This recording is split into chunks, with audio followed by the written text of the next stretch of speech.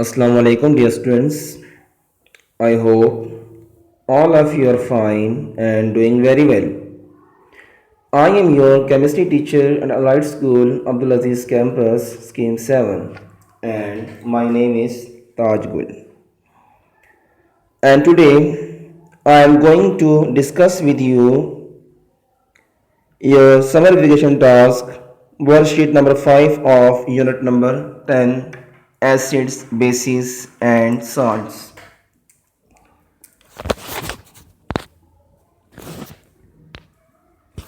Bismillahirrahmanirrahim. Students, section A is to be solved on worksheet and section B and C on narrow line sheets precisely. Today I am discussing with you section B and section C. So, the first question of section B is differentiate between reversible reaction and irreversible reaction. And the second question is describe the acidity of stomach.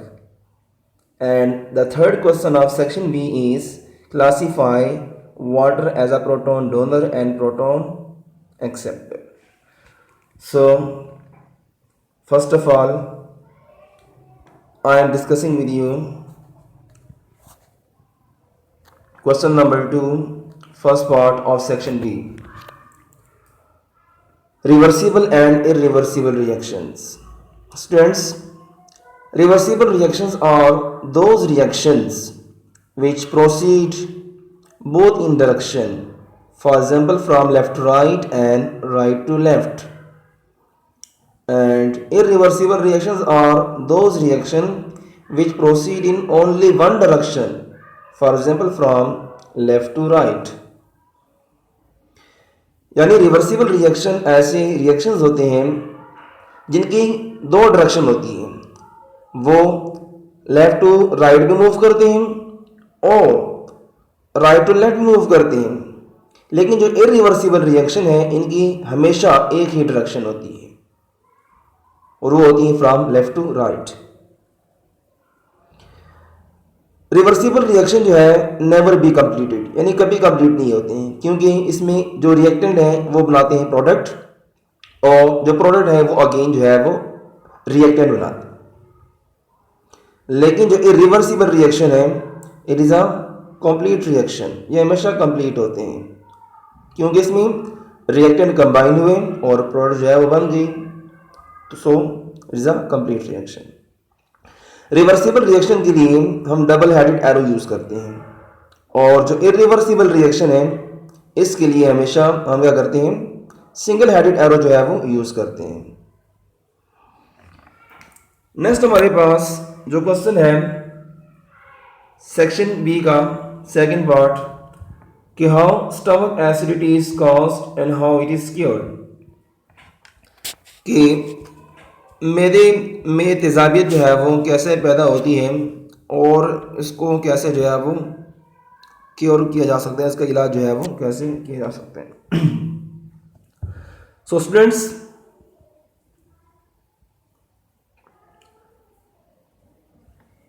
The main component of digestive और gastric juice in the stomach is hydrochloric acid. यानी stomach के अंदर जो gastric glands होती हैं वो gastric juice जो है वो खारिज करते हैं. बाज़ दफ़ा ऐसा होता है कि स्टमक के अंदर जो गैस्ट्रिक ग्लैंड्स होती हैं वो बहुत ज़्यादा अमाउंट में HCl यानी हाइड्रोक्लोरिक एसिड जो है वो सीक्रेट करते हैं. तो इससे क्या होता है कि मैदे के अंदर जो है वो जलन पैदा हो जाती है. This is called acidity of stomach. Second part की है कि हाउ इट इज क्योर्ड, इसको कैसे जो है वो इसका इलाज किया जा सकता है. तो Acidity of stomach can be cured by using magnesium hydroxide, which is also called milk of magnesia.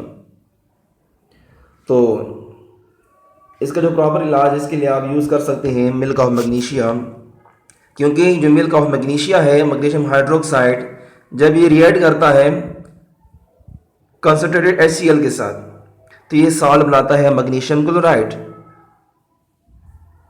और वाटर के मॉलिक्यूल्स भी फॉर्म होते हैं।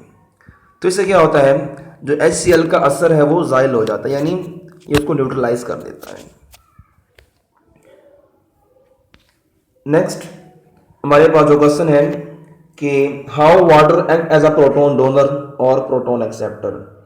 तो याद रखें वाटर जो है ये एम्फोटेरिक नेचर रखता है, यानी दोनों तरह से बिहेव कर सकता है, एज अ एसिड भी और एज अ बेस भी।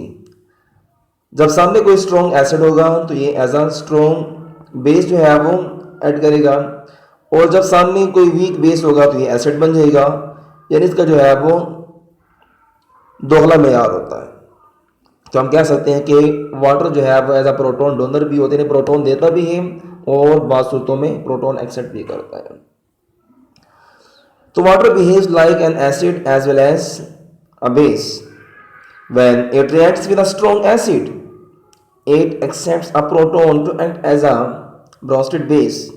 क्योंकि जो ब्रोस्टेड बेस है वो क्या होता है कि जो प्रोटोन एक्सेप्ट करे, तो जब ये प्रोटोन एक्सेप्ट करेगा तो हम कहेंगे कि वाटर बिहेव कर रहा है एज अ बेस, और जब ये प्रोटोन डोनेट करेगा तो ये as a Bronsted acid behave करेगा। यानी अगर फर्स्ट एग्जांपल में देखें तो हमारे पास नाइट्रिक एसिड का रिएक्शन है वाटर के साथ, तो इसमें क्या हो रहा है कि जो नाइट्रिक एसिड है वो स्ट्रॉन्ग एसिड है, तो यहाँ वाटर जो है वो एज अ बेस बिहेव करेगा।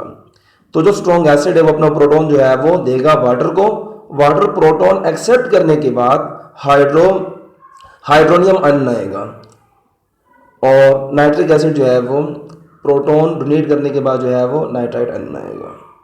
सेकेंड एग्जाम्पल में अब देखिए अमोनिया हमारे पास बेस है, वीक बेस है, तो यहाँ वाटर जो है वो एसिड हो जाएगा, तो वाटर प्रोटोन देगा और अमोनिया जो है वो प्रोटोन एक्सेप्ट करेगा। नेक्स्ट हमारे पास है सेक्शन सी कि आपने आइडेंटिफाई करना है कि लेविस एसिड्स और लेविस बेसिस कौन कौन से। तो हमारे पास फर्स्ट है एल्यूमिनियम क्लोराइड AlCl3। अब इसमें जो एल्यूमिनियम है ये इलेक्ट्रॉन डेफिशिएंट स्पीशीज होता है, यानी इसका ऑक्टेट कंप्लीट नहीं होता। तो लेविस के मुताबिक ऐसे तमाम सब्सटेंसेस जिनका ऑक्टेट कंप्लीट ना हो यानी वो इलेक्ट्रॉन डेफिशिएंट होते हैं, उनके पास इलेक्ट्रॉन की डेफिशिएंसी होती है, तो वो ऐड करते हैं एज अ लेविस एसिड्स। तो AlCl3 हमारे पास क्या होगा, लेविस एसिड होगा, क्योंकि it is able to accept electrons. अब इसके पास डेफिशिएंसी है, ये इलेक्ट्रॉन एक्सेप्ट करेगा। उसके बाद सिल्वर आयन।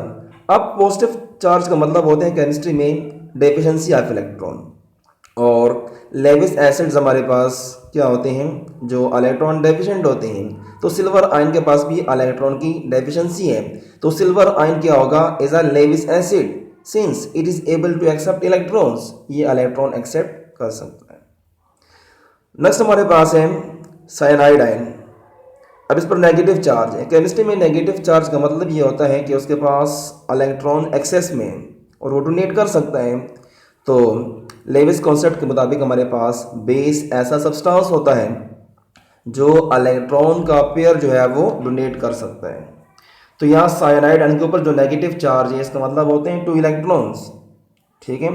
तो साइनाइड आयन जो है वो as a Lewis base add करेगा, क्योंकि ये इलेक्ट्रॉन का पेयर डोनेट कर सकता है। उसके बाद है हाइड्रोक्साइड आयन, यानी जो एनाइन है इस पर भी नेगेटिव चार्ज है, तो ये भी एज अ लेविस बेस जो है वो बिहेव कर सकता है, यानी इलेक्ट्रॉन का पेयर जो है वो किसी दूसरे सब्सटेंस को डोनेट कर सकता है।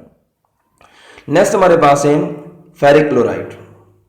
अब इसमें आयरन है, आयरन भी जो है वो इलेक्ट्रॉन डेफिशिएंट है, इसका ऑक्टेट कंप्लीट नहीं होता, तो ये भी एज अ लेविस एसिड जो है वो बिहेव करेगा, यानी इलेक्ट्रॉन का पेयर एक्सेप्ट करने की एबिलिटी जो है वो ये रखता है।